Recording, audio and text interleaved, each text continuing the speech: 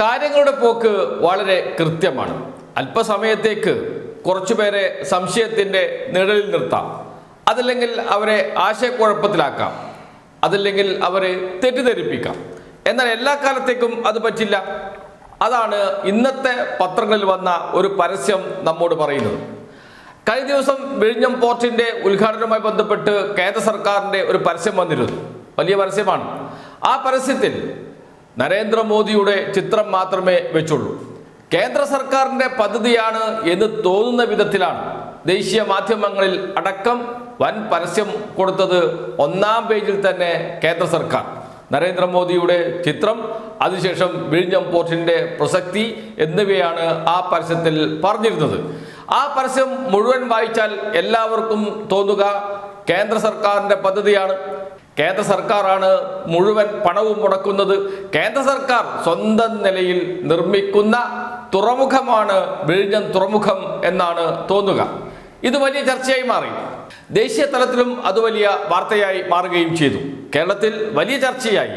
കേന്ദ്ര സർക്കാരിന്റെ സംഭാവന എന്ത് വിഴിഞ്ഞം തുറമുഖത്തിൽ എന്നത് ചർച്ചയായി മാറുകയും കേന്ദ്ര സർക്കാരിന്റെ സംഭാവന വെറും 0 മാത്രമാണ് എന്ന് വിളിച്ചു പറയുകയും ചെയ്തു. എല്ലാവരും അത് സമ്മതിച്ചു. മാധ്യമങ്ങൾക്കും ആ വാർത്ത നൽകേണ്ടി വന്നു. എന്താണ് കേന്ദ്ര സർക്കാരിന്റെ സംഭാവന എന്ന് പറയേണ്ടി വന്നു. 817 കോടി രൂപയാണ് VGF ആയിട്ട്, വയബിലിറ്റി ഗ്യാപ് ഫണ്ടായിട്ട് കേന്ദ്ര സർക്കാർ നൽകേണ്ടത്, സഹായമായിട്ടാണ് നൽകേണ്ടത്. ഇന്ത്യയിലെ എല്ലാ സംസ്ഥാനങ്ങൾക്കും ഇത്തരം പദ്ധതികൾക്ക് കേന്ദ്ര സർക്കാർ VGF നൽകുന്നത്, വയബിലിറ്റി ഗ്യാപ് ഫണ്ട് നൽകുന്നത് സഹായമായിട്ടാണ്.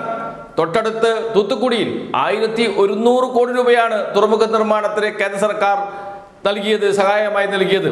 817 കോടി രൂപ സംസ്ഥാനത്തിന് നൽകാമെന്നേറ്റ 817 കോടി രൂപ നൽകാൻ തയ്യാറായില്ല. അത് വായ്പയായിട്ടാണ് നൽകിയത്.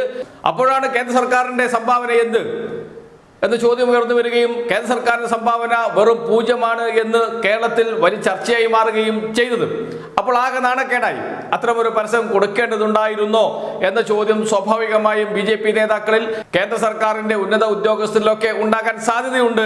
അതിൻ്റെ കൂടി ഒരു പ്രതിഫലനമാണ് ഇന്ന് മാധ്യമങ്ങളിൽ വന്ന പരസ്യം.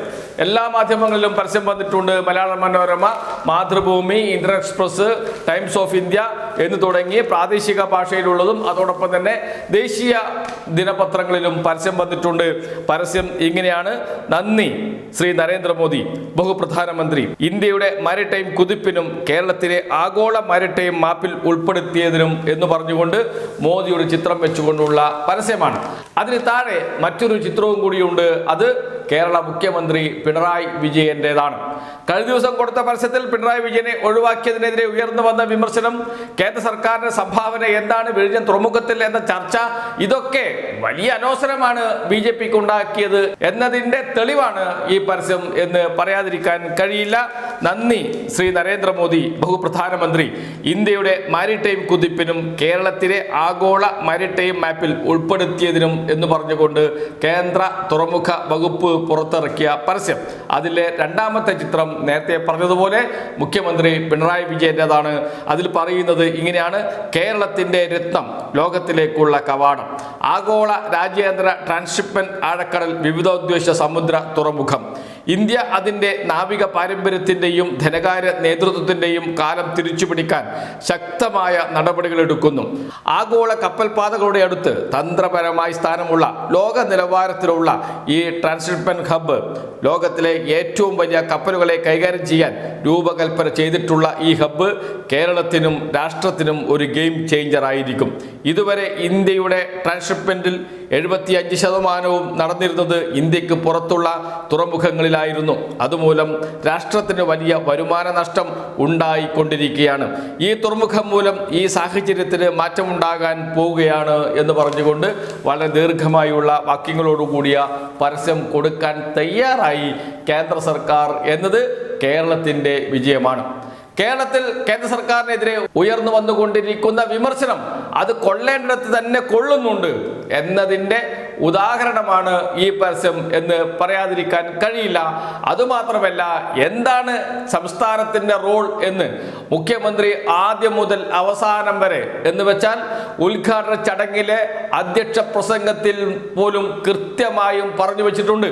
എന്താണ് കേരളത്തിന് സംഭാവന, എത്ര കോടി രൂപയാണ് കേരളം മുടക്കുന്നത്, എന്താണ് അദാനി ഫോർട്ടിന്റെ സംഭാവന എന്ന് വെച്ചാൽ അദാനിയുടെ സംഭാവന അത് എത്ര രൂപയാണ് എന്നൊക്കെ വളരെ കൃത്യമായും ഉദ്ഘാടന പ്രസംഗത്തിൽ പിണറായി പറഞ്ഞു വെക്കുന്നു. 5595 കോടി രൂപ സംസ്ഥാനം നൽകുന്നു, 2454 കോടി രൂപ അദാനി നൽകുന്നു.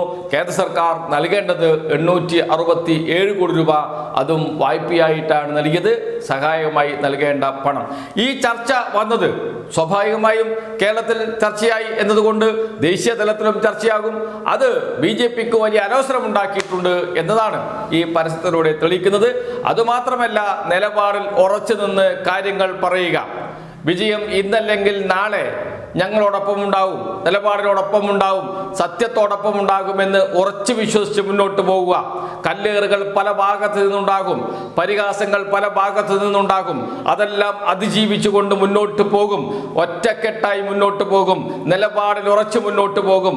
ഒരു അണുകിട പോലും വ്യതിചലിക്കില്ല എന്ന് ഉറച്ച് പറഞ്ഞ് മുന്നോട്ട് പോയ മുഖ്യമന്ത്രി പിണറായി വിജയനും LDF സർക്കാരിനും CPIM-നുമുള്ള വിജയം തന്നെയാണ് കേന്ദ്ര സർക്കാരിൻ്റെ ഈ പരസ്യം എന്നതുകൂടി പറയേണ്ടിയിരിക്കുന്നു. കാരണം അങ്ങനെയല്ലെങ്കിൽ, വിമർശനം കുറുക്ക് കൊണ്ടിട്ടില്ല എങ്കിൽ ഇത്തരമൊരു പരസ്യം വീണ്ടും ഇറക്കാൻ കേന്ദ്ര തുറമുഖ വകുപ്പ് തയ്യാറാകില്ലായിരുന്നു.